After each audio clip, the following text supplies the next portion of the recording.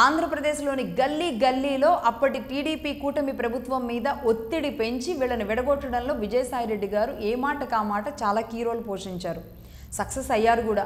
జగన్మోహన్ రెడ్డి గారిని ముఖ్యమంత్రిని చేశారు. అలాగే ఉత్తరాంధ్ర నాయకత్వంగా ఉత్తరాంధ్ర మొత్తాన్ని చూసుకునే విధంగా ఆయన ఉత్తరాంధ్రలో వైజాగ్లో అడుగుపెట్టారు. ఆ తర్వాత ఎన్ని విషయాల్లో వైజాగ్లో జరిగిన ఎన్ని ల్యాండ్స్ విషయంలో లేదంటే ఎండోమెంట్ విషయంలో ఎన్ని విషయాలు మనం అందరం చూసామో మనందరికీ తెలిసిందే. 2024 రిజల్ట్ తర్వాత శాంతి విషయంలో కూడా ఆయన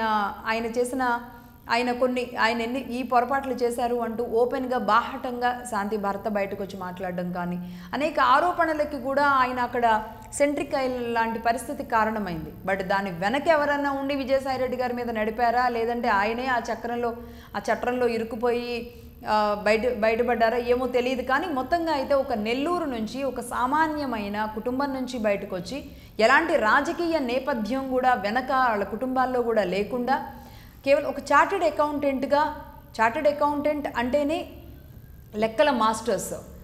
ఏదైనా సరే ఇలా లెక్కలని ఆడుకోగలిగిన, ఆర్థికంగా రూపాయల్ని ఆడుకోగలిగిన టాలెంట్ సమకూర్చుకోగలిగింది చార్టెడ్ అకౌంటెంట్స్.